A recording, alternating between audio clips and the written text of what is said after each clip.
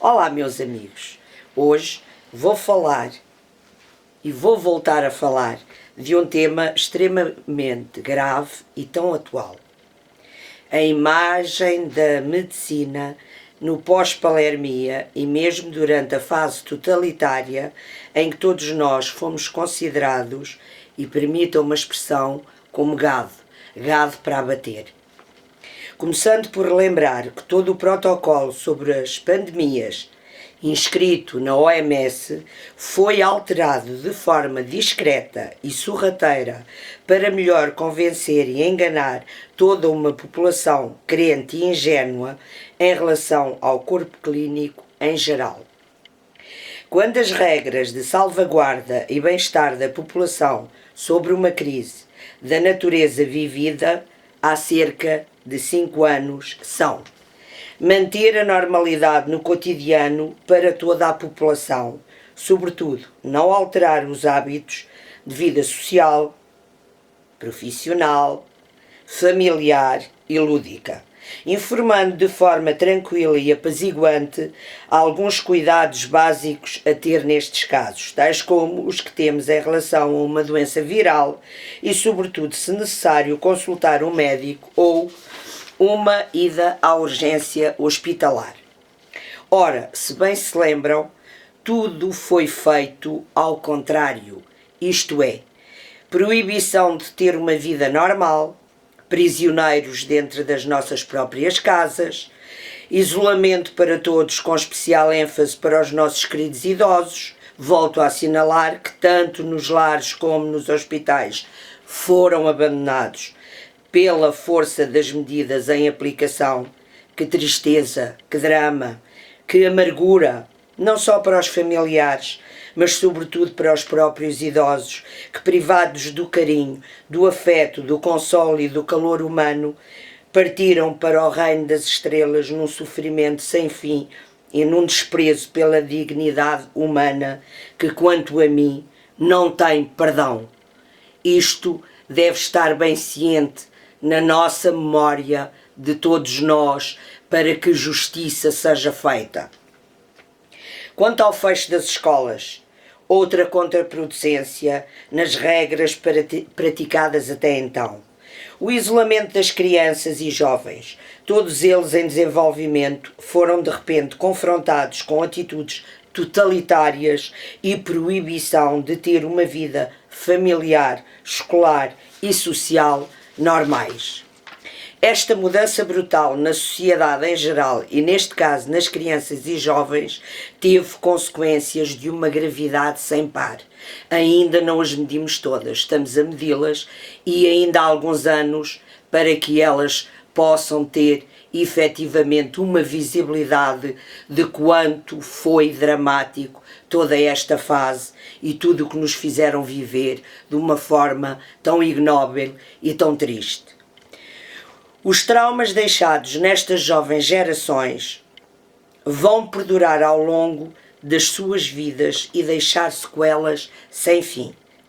Para não falar das burcas obrigatórias nos espaços escolares, sabendo de antemão que para nada serviam, pelo contrário, eram nefastas, que não protegiam e que, pelo contrário, o seu uso teria consequências gravíssimas, tanto no desenvolvimento físico como no foro emocional e psicológico.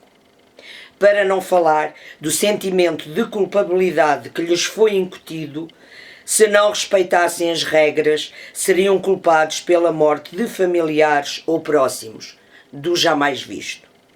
Meus amigos, isto foi uma verdadeira tortura ao mais alto nível, a nível mundial e, sobretudo, a nível ocidental e, particularmente, a nível europeu, e Portugal, que seguiu todas as regras de olhos fechados, mesmo se nos mandassem abater todos ou ir todos para a eutanásia, o teriam feito sem nenhum preconceito, de lastimar.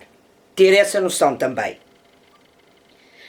Ora bem, foi uma verdadeira tortura a mais alto nível, talvez comparável com épocas de totalitarismo e falta de liberdade individual e coletiva. Agora pergunto-vos, quem foram os responsáveis de todo este drama?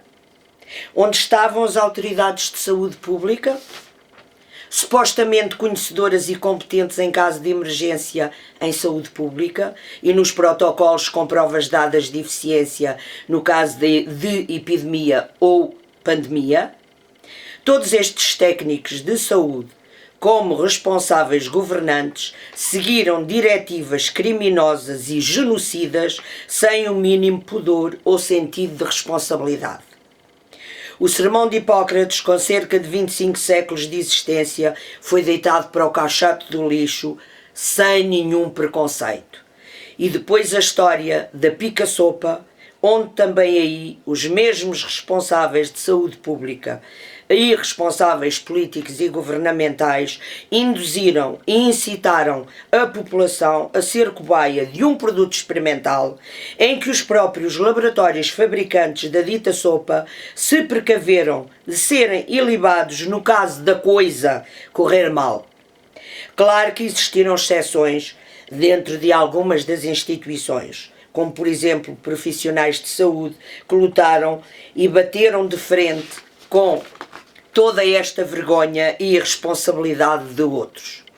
Mas de forma geral não vi todo um corpo clínico supostamente bem formado e competente manifestar-se e lutar ao lado da população crédula e de boa fé. Não esquecer que houve técnicos das diversas áreas da saúde que fizeram frente ao totalitarismo instalado e pagaram caro a sua ética, a sua honestidade, o seu compromisso pela verdade e pelo cuidar da saúde e bem-estar da população. Foram heróis. Ficarão na história, certamente, pelo bom sentido. Outros ficarão na história por traidores.